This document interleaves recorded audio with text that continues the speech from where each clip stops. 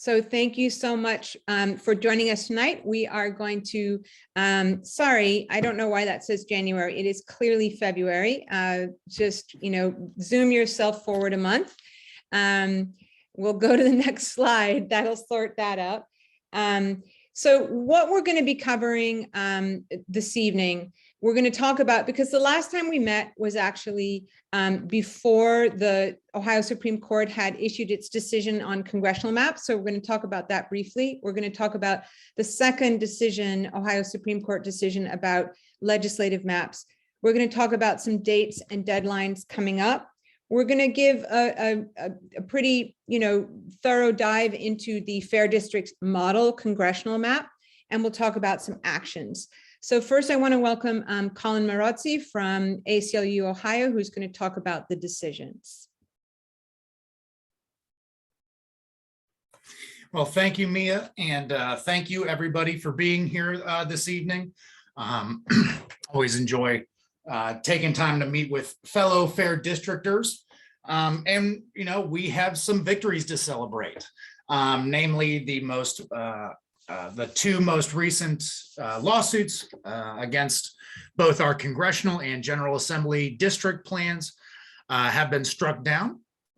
And though it is frustrating that we again are going to be going through this process, at least I feel we can feel vindicated and enthused by our rightness and righteousness in this fight. So just to touch briefly on what the Supreme Court said when they invalidated the congressional district map that was passed back in mid-November, was pretty much what us as advocates, told the commission and told the General Assembly what would happen. And, it is all centered around a finding that the map unduly favored the Republican Party because, and the courts identified this, because it unduly split governmental units in specifically 4 main counties, which were identified by the court as Hamilton, Franklin, Cuyahoga, and Summit counties. The justices went to great lengths to talk about how there was no justification given for the splits that were included in the old congressional map, and they came to the conclusion that since there was no explicit evidence that would suggest that those splits had to be made, meaning that there's no provision in the US Constitution, the Ohio Constitution, or in federal law that would have required those splits, they were undue, they were unwarranted. And as a result of those splits, it was a map that favored Republicans to win what some experts rightly identified as 13 of the 15 congressional seats here in the state of Ohio. And we are thankful that the court struck that plan down. Increasingly, they also had a lot of problems with the members of the General Assembly who used the 2011 and to 2020 congressional map as justification for the constitutionality of the map that they passed previously. Justice Donnelly, who wrote for the majority in this case, explicitly called out that the previous decade's congressional map is by no means an appropriate barometer of any ensuing map's constitutionality. We knew that, we told the commission that, and the commission and the General Assembly refused to listen. So once again, they suffered a fate by their own doing.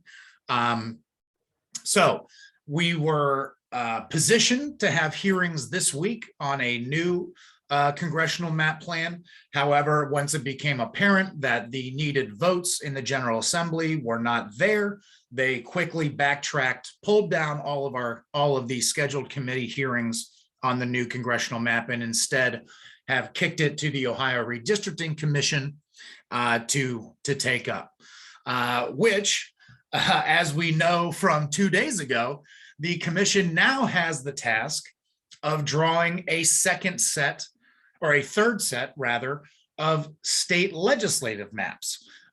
This ruling was handed down on Monday night, and it essentially again tells the commission members to start over again. And there were some very key points that the court made in their opinion. And I will first say, if you haven't had a chance to read the opinion, it's about 20 pages, and I would highly recommend you do so, because you can feel the frustration and the vitriol that the Supreme Court is feeling because of this process. You know, typically these opinions are written in a very blasé, neutral manner without any sort of judgment statements included.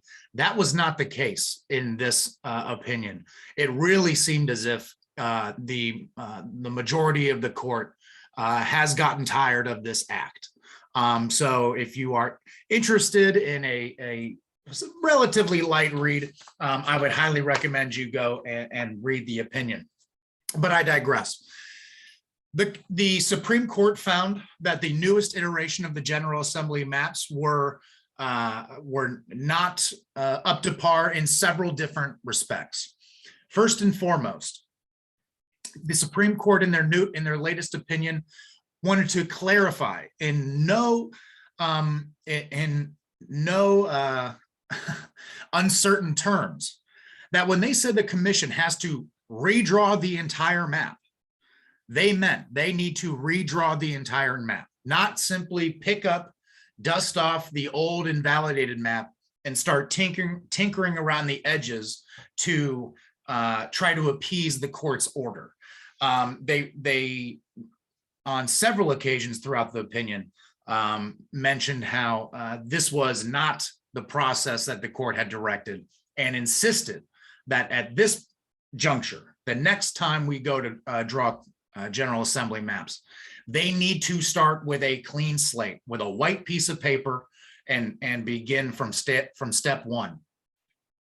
The second aspect that they brought up, which was, in my view, probably the most egregious aspect of this new map, was the declaration of 12 of certain Democratic leaning House and Senate seats as Democratic leaning, rather than the toss-up or 50-50 seats that they in fact were. Very briefly, the map that was just struck down had a House seat breakdown of 57 seats for the Republican Party and 42 seats for the Democratic Party. In fairness, that is closer to the proportionality standard that the court identified the first time they invalidated the General Assembly map.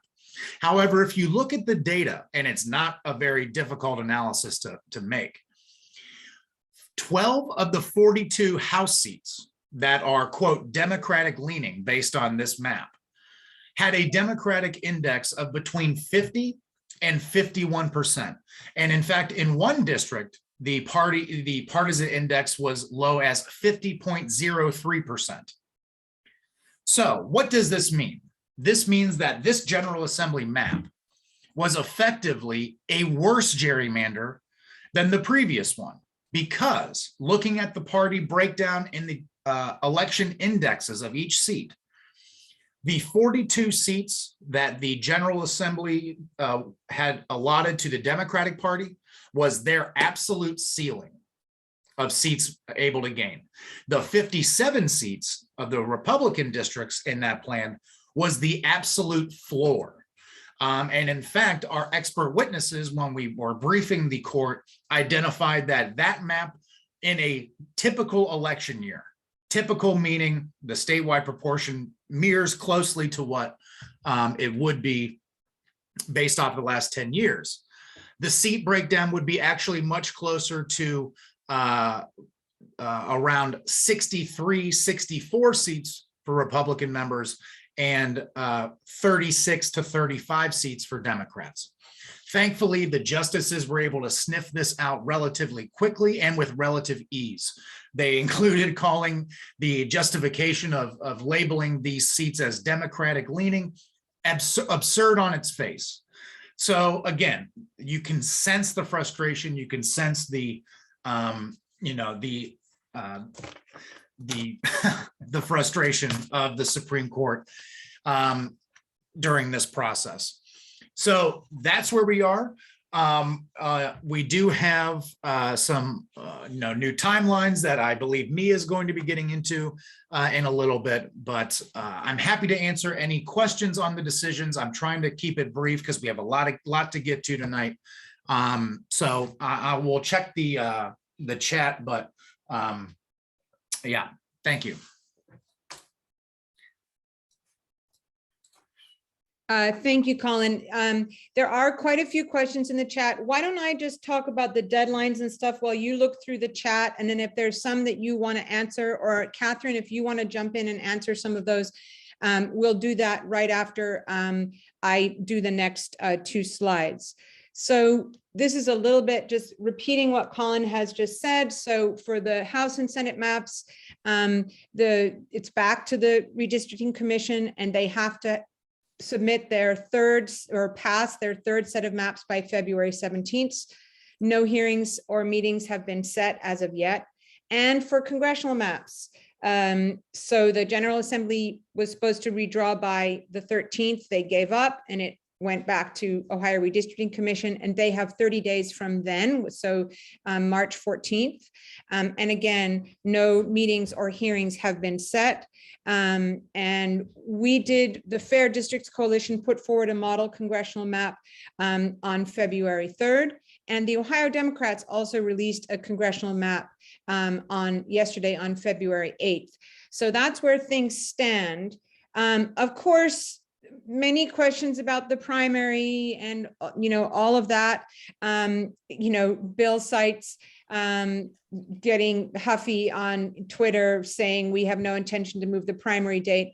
Howard Wilkinson, who's a commentator, said if you're looking to see who the responsible parties are, look no farther than the 5 members of the commission: DeWine, LaRose, Faber, Cupp, and Huffman, because after all, they got started late.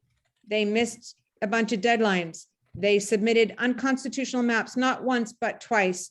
They knew this was going to happen.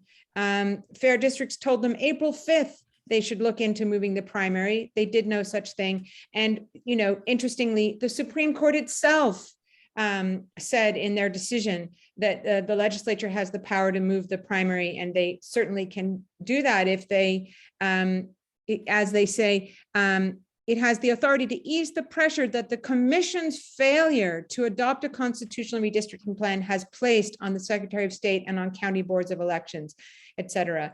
So, moving the primary is something that may have to happen. But another thing that could happen is that they could go ahead and draw those maps in a constitutional manner quickly. And we have some recommendations for that. But let me take a pause and see if Colin wants to answer any of the questions in the chat, and if Catherine wants to jump in as well. Yeah, I'll just hop in and answer a couple questions. First, about the threats to impeach Chief Justice O'Connor. I do not see that as happening. Speaker Cupp was asked on the record yesterday about that possibility, and he was very matter of fact and said he thinks that would be a bad idea. He was asked a follow-up question, and he said that would be a bad idea, and said I'm moving on. So immediately threw cold water at that, and his body language seemed to indicate that he was really upset that proposal was even made public. I really think he will not stomach that attempt. Yeah, if the commission were to ignore the will of the voters again, I think the way I read the majority decision for the General Assembly maps is that they have absolutely no intention of succumbing to timeline pressure. they made at the very end of the majority opinion, they said that if the legislature is concerned about the primary election, they have the authority to move it. So I think at some point, we're in a game of chicken, to be quite honest with you right now, between the Supreme Court and the legislature. I don't know how that's going to end, but it appears as if for right now, both the commission, the majority members of the commission and the Supreme Court have dug in their heels. So we will have to wait and see. The court, so the court cannot force the commission to draw a particular map or implement a particular map. So this is kind of the hamstringing that the court finds itself in, where they can invalidate any map, but they don't have the authority to say appoint a special master like you saw in Virginia, or some in other states, to actually get this done. I think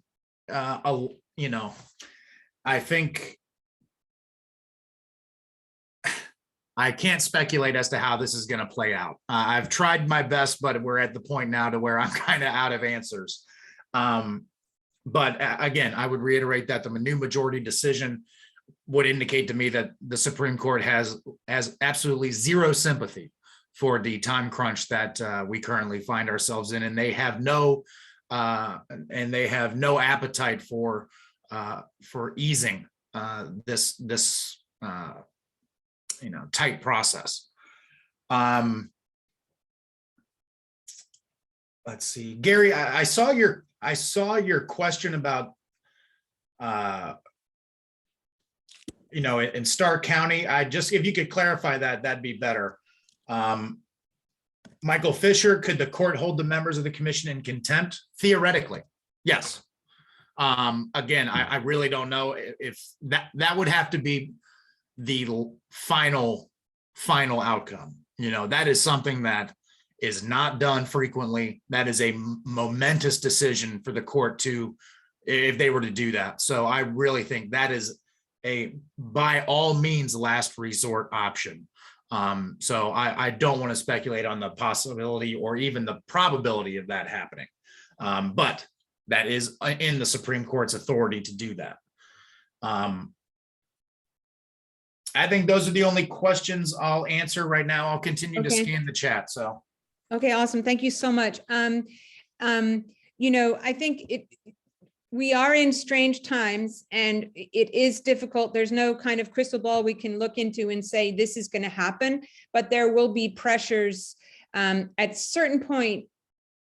And we know, as Howard Wilkinson says in another part of this same column, they don't even know how to behave when they're told to follow rules. They're just so used to making all, doing whatever they want. This is a new territory for them. But at a certain point, there will be pressure from candidates, to get this sorted out so that they can get on with their campaigns and get on with the primary and the election. And so I think that pressure will, come in as well. Catherine, do you want to jump in and answer any other questions that are in the chat there, or? I think for a lot of us who, went through the Durrell, decisions, and we know just how hard it is to make the legislature do the right thing. We're at a point where the not knowing is really painful. We're not here, the people who come on a fair districts volunteer huddle, we're people who really care about fair voting districts, and we care about participating in meaningful elections. And I guess I just wanted to, say, I think I'm with all of you in that I wish there was greater clarity, and I wish it was very clear. I do think it's also super clear, I don't know how to put this, how high stakes these district lines are, that folks are willing to essentially disregard what the Ohio Supreme Court told them to do, and now they're being sent back to do it again. I think it's really important as we think about this fight that this is an important fight, and there are lots of voters that are so appreciative that so many of us have been at this for a while. So on that note, Colin, looks like you answered the 4-year map question with Fisher. Did you want to say that out loud just so that in case people wondered? So there have been questions about the dissent, Colin. Can you tell us, like, some of them said, oh, we have no authority. Why would they ever think they have no authority? Yeah, so essentially, at least in the first iteration, I know Justice Fisher, in both of his dissenting opinions, has brought this up, but there is there was a reading of the Constitution that the members, the people we sued, that the Supreme Court did not have the authority under Article 11 to strike down a 4-year map. This all comes from Section 8, the impasse procedure. If you have a copy of your Constitution laying around and you wanted to look at it. But essentially what that is that it comes down to an interpretation of between Section 9B, which is the global remedy that we as relators successfully argued, and that the court can review any aspect of a map. The Republican members of the commission and the more conservative members of the Supreme Court take the view that they cannot review a 4-year map and that they cannot strike it down. If you recall, after the first round of litigation, the Supreme Court asked for supplemental briefings. They asked a follow-up as to what, if any, and they cited this Section 8 portion of the Constitution, which is dealing with this question. They asked, does this provision limit the court's, jurisdiction in this case? We argued successfully that absolutely not. That doesn't make any sense, that the court couldn't strike down a 4-year map, a simple majority map, because that is the map that is going to be the most gerrymandered, is the 4-year map passed by the minority. So there can be, that is the map of all maps that should be able to be challenged due to the new anti-gerrymandering criteria. So luckily, a majority of the court sided with us, but Iris, that's the point that they have a question of. Justice Kennedy's and Justice Fisher's dissent was really, it's essentially that the justices are taking over the redistricting process. It was more of a political argument than a legal one, in my opinion. And take it for what you will. I don't want to say any more about that. So I'm gonna, if it's there were a couple. Ooh, sorry, Mia, go ahead. No, you go ahead. So I guess what I was going to say is there were a couple questions that were, as I look at it, like things for us to really think about in the future. Right. So one had to do with recusal standards. Yeah. In fact, one of the reasons why, folks that are part of, a legal process aren't shouting to the rooftops, folks don't actually want to offend the justices that are hearing their cases. And so we need to be thinking about how we can improve the judicial code of conduct, how we can improve recusal standards. There are different ways that different states handle them. And so as we think about this, we have other battles to take on, including thinking about these kind of things so that we are able to seek justice in a good way. And then the other thing, the question was really about the citizen initiative. And, that is definitely, like, right now, we want to be very clear that we believe that the Ohio Constitution's rules, the rules that Ohio voters put in place, are adequate to get good maps. Now, it has made this process really messy, and we should be thinking about, well, what are next steps? But right now, the rules that are in place there are good, and we need the map makers to follow them. And let's have a good conversation about, all the other reforms we should tackle, maybe in April. What do y'all think? Yeah, I agree with that.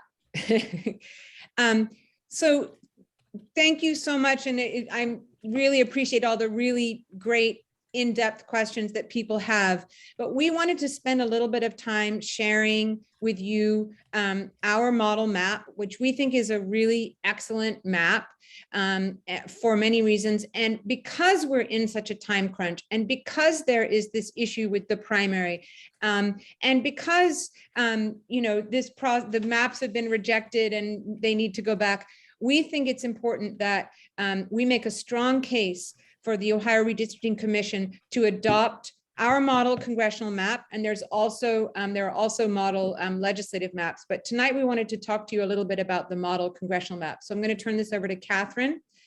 And I'm going to move forward. All right, and you can even just really move to the next slide. Okay, so one of the things I wanted to say is that we are going to send you a follow-up that will have links to the map, an opportunity to look at like the handout and all sorts of really good information about these maps. Now, I think normally we wouldn't necessarily have done a model map. If you remember, we had the redistricting competition and we thought, okay, we did the redistricting competition. In October, we went through this process where the congressional competition winners heard from the public and had conversations about how they could change the maps. And we were thinking, this helps us model like what map making could look like and what possibilities are, because I think it's really important to have, not just say, oh, gerrymandering is bad, but to have a vision for something better. And so, on January 14th, the Ohio Supreme Court said, okay, you need to get to work making this congressional map. And we waited. And we waited. And then finally, on January 26th, a bill was introduced. And this is what the bill said. The bill said we intend to enact congressional districts. So we were waiting and waiting. And at that point, it doesn't make sense to just sit here. We might as well create a map that takes the maps that were from the redistricting competition and puts them all together. And so Paul Nieves, who is an amateur map maker from Yonkers, Ohio, went through a process, and including Michael Ahern, who's on this and will be popping in and giving some explanations for things, and Trevor Martin. And we went through a process where Paul drafted this model map. And, there are hard choices. One of the things I want to say really clearly about this, and this is an 8-7, meaning 8 Republicans, 7 Democratic folks, or district lines leaning that direction map. But I think it's very important when we say model map, we do not mean perfect map. What we're saying is, if the commission were to start with this map, then engage in a process where they take testimony and hear from legal experts, and hear from the community, the district lines could be adjusted to make it the kind of map that would reflect all of us. And so Mia, if you'll move to the next, I did think it was really important for us to think about, Democrat and Republican, what does the partisan index look like? And to get a sense of like, well, what's the difference between this and the invalidated? And like, all you have to do is you can see, like, anybody check out District 10. It's almost identical, right? You're like, well, wait a second. That's so it's not as if the invalidated map needs to be, they need to start anew. But what we really want to highlight is that in fact, you can think about district lines where you treat Cuyahoga County as if the east side and the west side are slightly different. And you can, in fact, create a district in Franklin County that's not packed or cracked.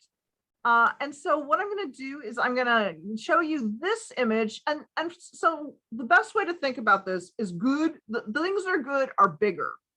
And so clearly proportionality is representational fairness. So like if you think about, you look at how it is that voters in Ohio vote, when we're voting for statewide candidates. And so in the Ohio Constitution for state legislative maps, that means, looking at a 10-year period. And, and what happens is, that's 54% Republican, 46% Democratic. And so as you look at this, the proportionality compared, or representational fairness compared to the one that was struck down is really remarkable. Also, I think when you look at kind of minority representation and you look at how much more compact this is, the competition is just a little bit better, but it gives you a sense of like, well, why is this map one that we really favor? Now, if you go to the next one, the next slide, this is a point that where Trevor is going to pitch in and talk a little bit about the map that is the Democratic map. And so this is revised Senate Bill 237. And Trevor, this is Trevor Martin, who many of you will know from the community mapping. Good evening, everyone. Thank you, Catherine. Yes, I know a lot of folks here. I've done a lot of community mapping sessions with a lot of our fantastic volunteers who've sent in dozens, over 100 community maps from all over the state. And what I think is really great is that the author of our Fair Districts model map really took those into account when he drew this map, went through all of our community maps, went through the community maps that were sent to the Citizens Redistricting Committee, and then had a lot of other things he considered as well, and really put forth a really fantastic map that I think holds a lot of communities together. Oh, if you go right back though there for a minute, I did want to point out, what Catherine was saying. There's a lot of similarities that could be found in this map and the Democrats' new Senate Bill 237, as well as the map that was struck down. And I'll go through some of those, but like here you'll see, district, the Hamilton County district is almost identical. The districts in Franklin County and going north into Delaware and Union are almost identical. And so there's a lot of similarities between these maps. And so I think the model map really does bring a lot of the good things of the map that was struck down and the Democrats map together, and really is a model map. And you'll see here the differences. The new Democratic map does a better job in proportionality, and that's because I think they really focus on a lot of it is making sure the toss-up districts are stronger in favor of one party or the other. And so that brings down the competitiveness. And so you'll see they have a smaller competitiveness score at 37, whereas our model map has 44. And then also, again, that also does, will affect the compactness score. Our compactness score is much higher than the Democrats' compactness score. And then splitting as well, they did keep that proportionality up high again, because they did the county and municipality splitting is pretty even between the two, but the Democrats split a lot more precincts. And so we'll go into certain areas where we've always had questions, and where we find specific evidence of cracking or packing. And so we'll start here in Hamilton County, and I'll try and go through these briefly and maybe answer questions for each area. But the slide on the left, or the image on the left here, is our fair model district, and that's pretty similar to the new DIMS District 1, whereas the struck down bill really cracks that northern portion of Hamilton out and pairs it with District 8. And a lot of those neighborhoods there, like Springdale, Woodlawn, Forest Park, are communities of color. And so, it's cracking communities from the larger Cincinnati metropolitan area. And you'll see they have Hamilton there split into 3 districts. The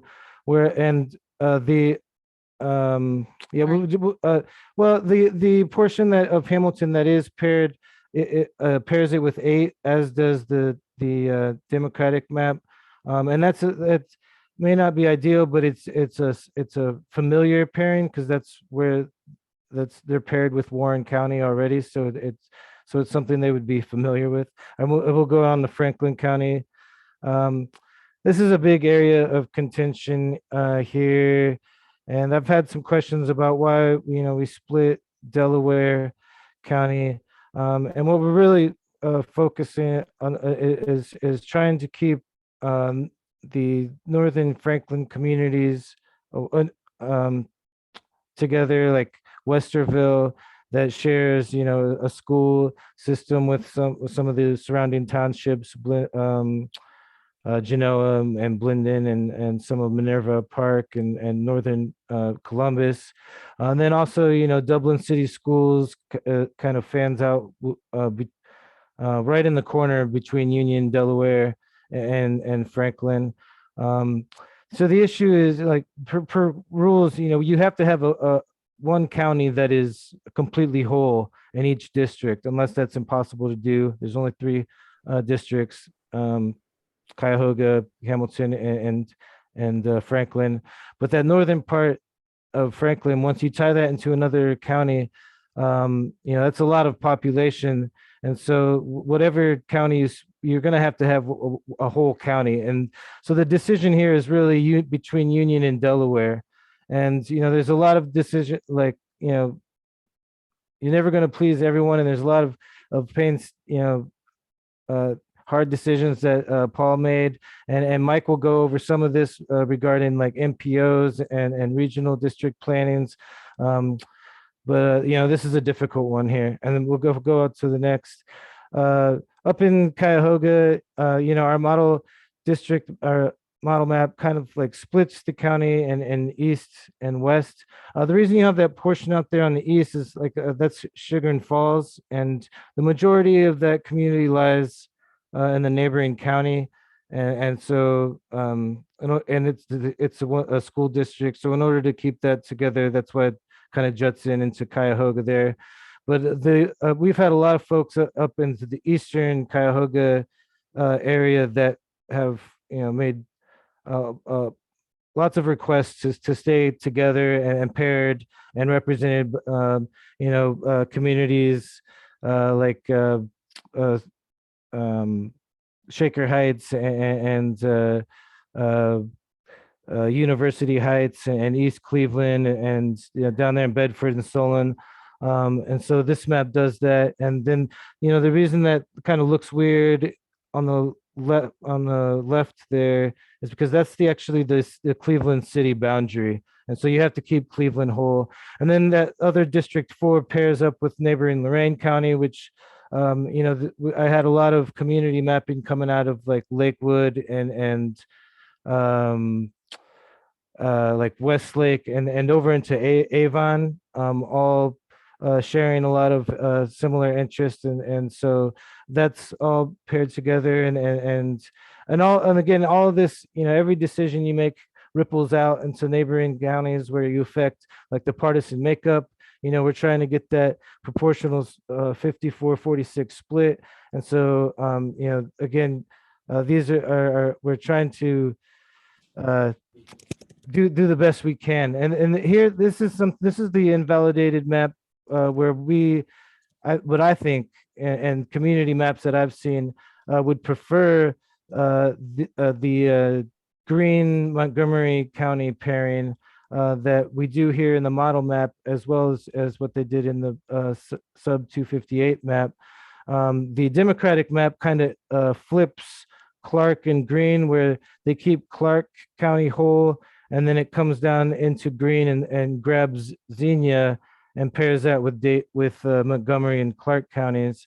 But I saw a lot of community maps around Beaver Creek, Kettering, Centerville, I think that's Centerville area down there, that they were advocating to stay together. There's Wright Pat Air Force Base, Wright State University employs a lot of folks in those two counties. Like the Kettering Health Network spans that area. So this is a spot where I really like the GOP map that was struck down. up in Toledo, very similar. Again, this really is like that Wood County, like, we've had a lot of folks from Wood County want to be paired with more of the Lucas Toledo anchor. And then, it's kind of the invalidated map kind of grabs more of an area into the northwest rural areas, whereas the Fair Districts model map and the new DIM map, which is pretty similar, kind of keep Wood County with Lucas County and kind of hug the western Erie coastline there. Next one. And then this one, I got the pairing with the new Democratic map, because I really wanted to show this one because this is basically the two, like this area is the most I hear about the most. I mean, the most contention I hear is this area and how Akron is going to be paired with either Portage or northern Stark County. And I think this is pretty much the two best ways that you could come out with this. And on the left, you have our model map, which pairs with Summit with Portage. And there's a lot of reasons for that. There's a lot of universities and hospitals that are on that border. They share like transportation systems and parks and so there's a lot to be said to keep Portage and Summit together. They have their own MPO, but then the folks also, there's folks, if you look on the right there in this Democratic proposal, that really advocate to keep like North Canton and together with Summit, that like Akron Canton connection, and I completely understand that as well. And so like these are like the two, like kind of it's funny because these are kind of like the two options like that I hear about, and the best way you could go about this area. You can't, because of population size and the requirement of a whole county, you can't get like all three of this whole area together in one district. It can't happen. And so you have to make some really hard decisions. And I think this area is a really great discussion starter and perfect example of the kind of thinking and hard decisions that are made when drawing districts. Thank you. And then I think then this we'll turn it over to Michael Ahern, who's got over a decade experience in these kind of regional planning MPOs and RPOs. So take it away, Mike. Thanks. Thanks, Trevor. Yeah, so you've heard us talking a little bit about metropolitan planning organizations or regional planning organizations. There's also regional planning transportation organizations, councils of government. These are regional bodies that are rooted in Ohio law and in some cases federal law. And the importance of these organizations throughout the state is they represent communities of interest in various parts of the state, but really more at a regional level. And some of them have very specific and important duties associated with their existence. For example, the metropolitan planning organizations are organizations that both help congressional representatives understand the land use planning or land use patterns that are occurring within their districts, and help to give them information so that they can be an informed contributor when they're talking about, for example, transportation funding.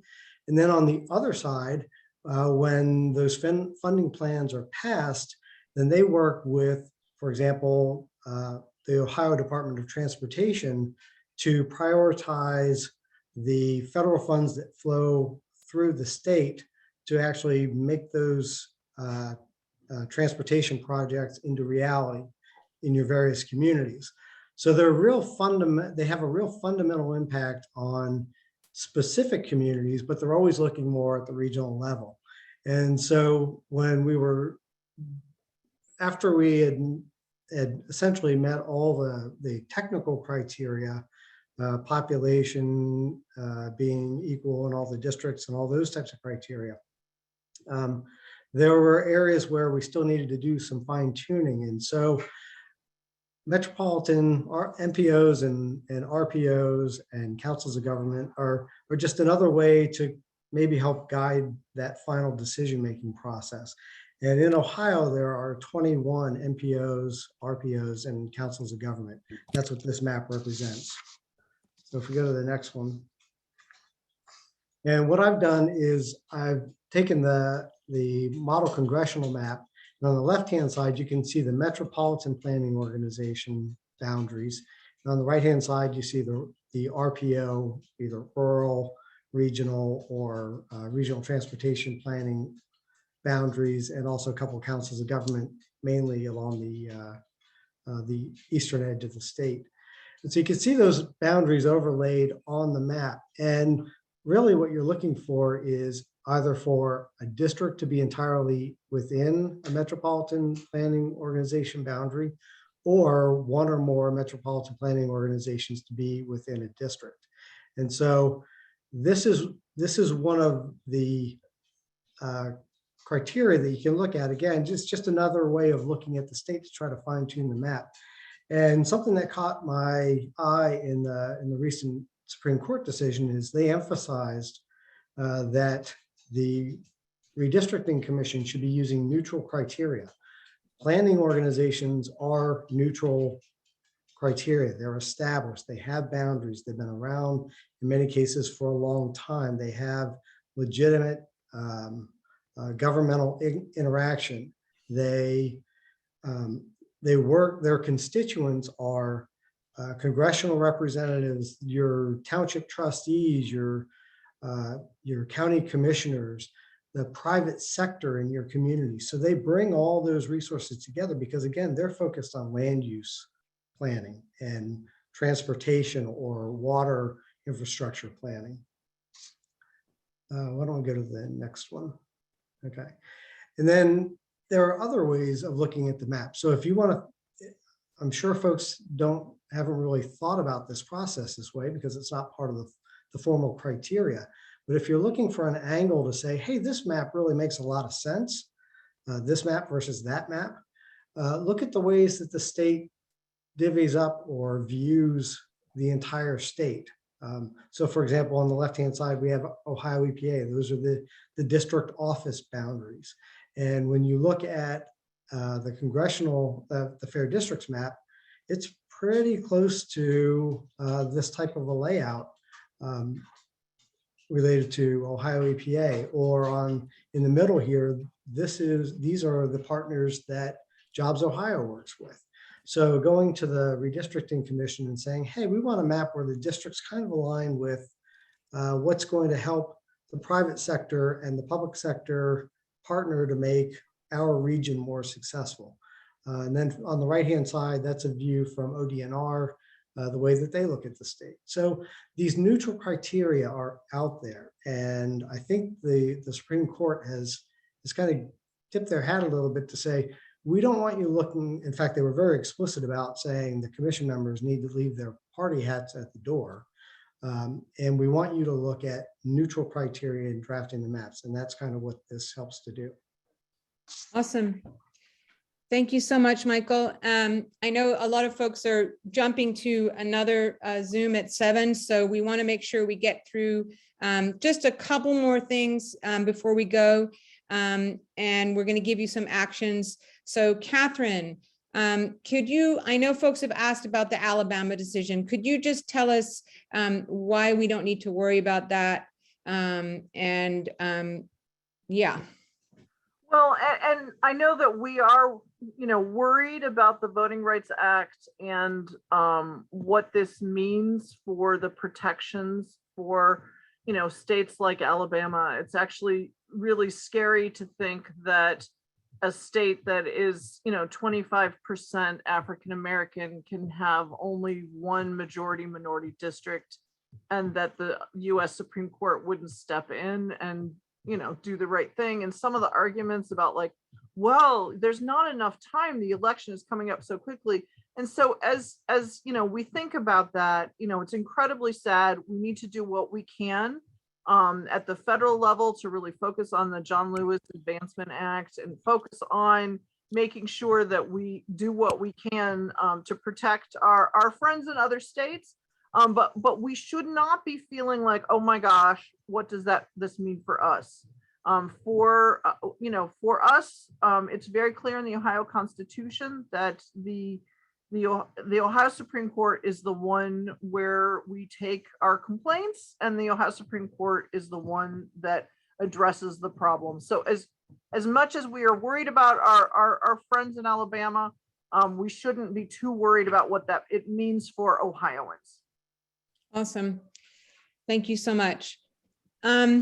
Okay, well, I'm just going to give you a few actions here. We have a new action today, which is, now all of the maps, the Ohio House, the Ohio Senate, and the US congressional map, they all are being drawn by the Ohio Redistricting Commission. So we have one new action, an email to send to them to tell them to support, to adopt our map, our model map, to start with that. And also we call it Roden 2, the map, the legislative maps that were approved by our coalition, and to conduct a process that allows the public to meaningfully respond to proposed maps. So in other words, so if you're going to put a map forward, there should be time for the public, not just to go in and testify, in general about, oh, I hate gerrymandering, but to go and actually make comments about the map that they're proposing in order to try to improve it. And we also have a suggestion that we want them to have in the hearing room, to have monitors that are facing the public so we can see what they're seeing and we can see the maps and that they're looking at. And we want, obviously, for them to honor the Ohio Constitution and the rights of voters, et cetera. So taking that action and spreading it, sharing it with your friends, action number one. You can write testimony, you can write letters to the editor, you can, take one piece of writing and both submit it to a newspaper and also save it for when there are hearings, which we hope there will be. You can submit a comment to the Ohio Redistricting Commission, and we will send these slides and all these links. You can sign up for notifications from the commission so that when they're having hearings. Of course, donating to fair districts would be fantastic, and to the coalition organizations, we certainly appreciate. And I don't know if that's the kitty that's drawing on the slides, but that's kind of funny. I'm very sorry. It's fine. Now we're bringing back the postcards because now we have a month. We have until March 14th that the commission has to draw the congressional map. So I have postcards at my house. If you live in Columbus, you're more than welcome to stop by and get them off of my porch. If you live somewhere else, we can send some to you. We will send you these links that, which have the instructions or how to order postcards. Tiffany misses postcards. I have yard signs on my porch, and actually some of you may have yard signs as well. If you have some, that's great. Let us know that you still have some. And if you have one that's been out there forever and it's falling apart and you want a new one, now's your time to get a new one. We want to have spiffy looking yard signs for this part of the fight for fair maps. So Michael Oliver, you can definitely get a new yard sign from us. And that is basically it. We are meeting again on March 9th. We we will try to keep you in touch with everything that's going on. Sometimes it can be a struggle, we'll get a last minute notification about a hearing and it's a struggle to get the message out to everybody on time. So if you would be willing to sign up for the commission notifications, that's definitely helpful. But we'll do our best to keep you informed. And yes, Catherine. So actually, this is, Colin, are you still on? I did think that it might be helpful to know when we say the rodent map, what we're talking about. So the first map was created by this professor, Roden, who is from California, but he created this really good state legislative map, Ohio House and Ohio Senate maps. And the Ohio Supreme Court, in their first hearing about state legislative maps, said, hey, this is a constitutional map. We know this can actually be done. And one of the things that happened is that through the process with the Ohio Redistricting Commission, the commission members identified things that they really didn't like and that they felt were unconstitutional. Now, obviously, who gets to decide what's constitutional? The Ohio Supreme Court. But what happened is that they, piddled around so much that a second rodent map was created and submitted to the Ohio Redistricting Commission and also to the Ohio Supreme Court. And so for congressional, we're focusing on, hey, we have a model map, not perfect, but let's get started with that. Then there's rodent 2 map, which was created by this professor. And we know the first version is one that the Ohio Supreme Court really liked. So that's for the state legislative maps, that's what we're focusing on. So when you're taking an action, we'll also send you a link to that map if you want to take a deeper dive. I know for most of us, it's a lot easier to talk about 15 congressional districts than it is to talk about 99 state legislative districts that are then nested into 33, and it's got a lot more complicated. But we'll make sure you have that map as well. And I just want to say thank you to everybody, and then I'll hand it back to Mia. Well, that's it. I think we are done. It's 6:59. We are all about to turn into pumpkins. Thank you guys so much. We will send a follow-up. And if you have extra signs, let me know. Thank you guys so much. Have a great evening. Bye, everybody. Thank you. Bye. Thank you, Michael. I appreciate it. See you all soon, hopefully.